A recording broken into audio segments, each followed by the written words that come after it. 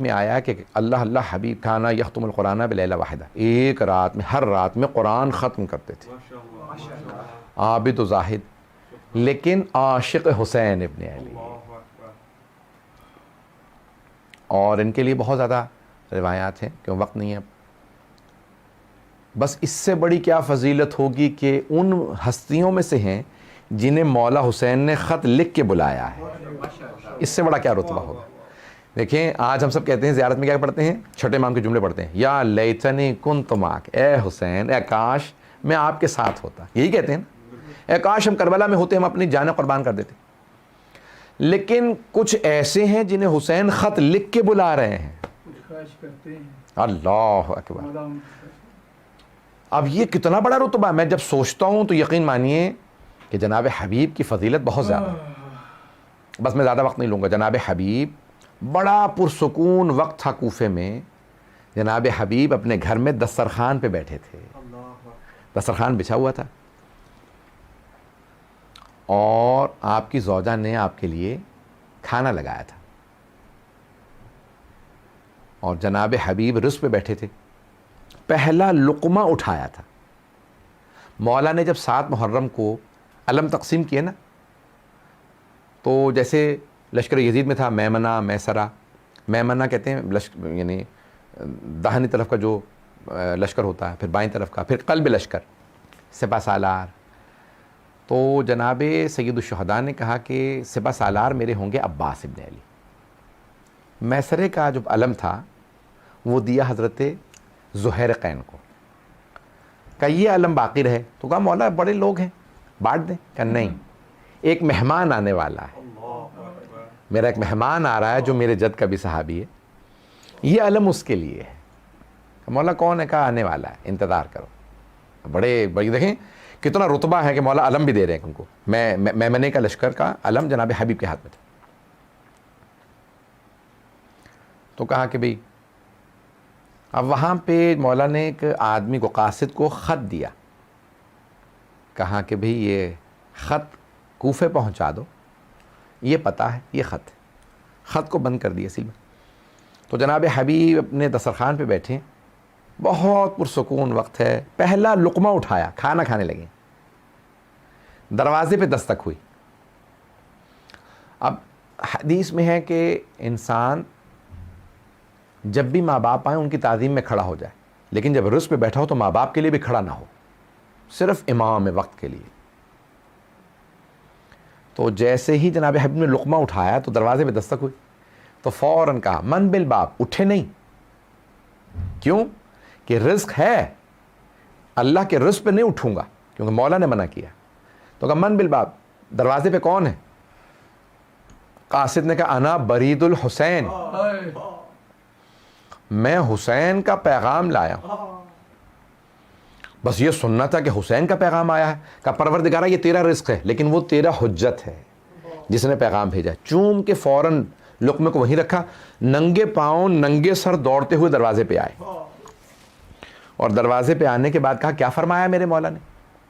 کہا آپ کے لیے خط دیا. خط لیا، تحریر کھولی نہیں، چوما.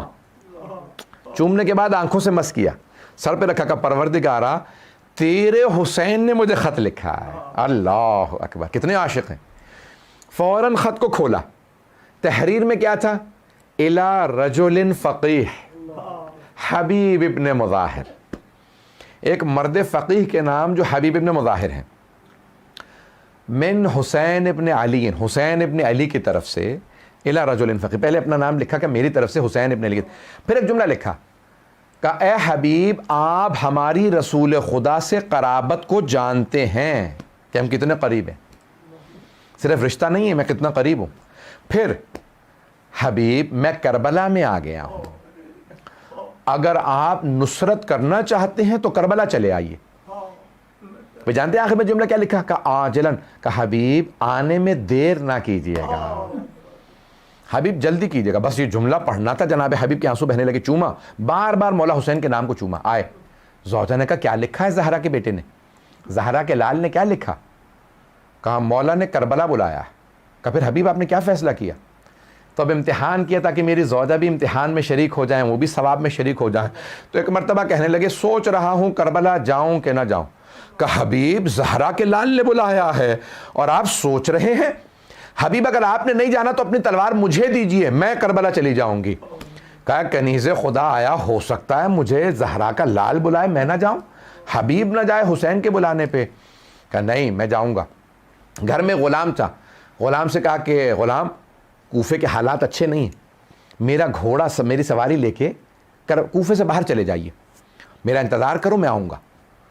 رات گزر لے، جب پہرا ہلکا ہو جائے گا میں نکل جاؤں گا، کیونکہ عبید اللہ بن زیاد نے پہرے بٹھا دیے، کوئی نکل نہیں سکتا۔ بس بھائی تمام ہو گیا وقت۔ آئے جناب حبیب، فوراً اپنے گھر سے رخصت کیا، وداع کیا۔ جیسے گھر سے نکلے تو دیکھا جناب مسلم ابن اوسجہ جو آپ کے کزن تھے، وہ بھی اسدی ہیں، وہ بہت بزرگ تھے، آپ کے سے تھوڑے بڑے تھے، تقریباً 90 برس کے ہیں۔ کہا کہ مسلم کہاں کیا کر رہے ہیں؟ کہا میں خضاب کرنے جا رہا تھا اور حمام بازار میں تھا، تو کہا جا رہا ہوں نہانے کے لیے۔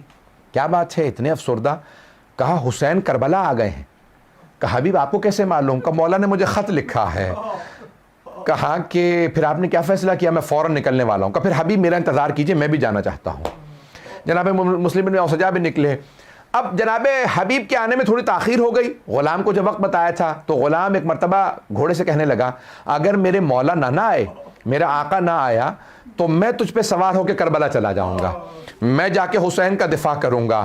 ایک مرتبہ جناب حبیب نے کہیں جملہ سنا، رونے لگے۔ کہا مولا آپ اتنے غریب ہو گئے ہیں کہ اب کنیز زادے آپ پہ غیرت کھا رہے ہیں، مولا آپ کی اتنی غربت کہ آپ اتنے تنہا ہو گئے۔ فوراً جناب حبیب اپنے گھوڑے پہ سوار ہوئے، غلام سے کہا جا میں نے تجھے آزاد کیا، تو بھی حسین کا عاشق ہے، میں نے تجھے آزاد کیا۔ غلام نے کہا نہیں آقا اب مجھے آزاد نہ کیجیے، میں بھی حسین پہ قربان ہونا چاہتا ہوں، مجھے ساتھ لے کے جائیے گا۔ پھر ایک مرتبہ اپنے غلام کو سوار کیا، کربلا پہنچے۔ یہاں جناب حسین فوراً جناب سید الشہداء خیمے سے باہر آئے۔ جناب عباس نے کہا مولا کیا بات ہے؟ خیمے سے باہر جناب اکبر نے کہا بابا کیا بات ہے؟ کہا میرا مہمان آ رہا ہے۔ جناب زینب کبریٰ نے کہا فضہ ذرا دیکھو تو صحیح کیا بات ہے، میرا بھائی استقبال کے لیے باہر گیا ہے۔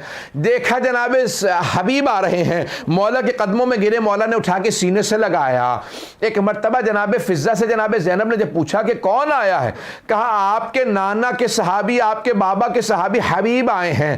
کہا جناب زینب نے فضہ ذرا میرے بابا کے، میرے نانا کے، میرے جد کے صحابی کو میرا سلام کہہ دو۔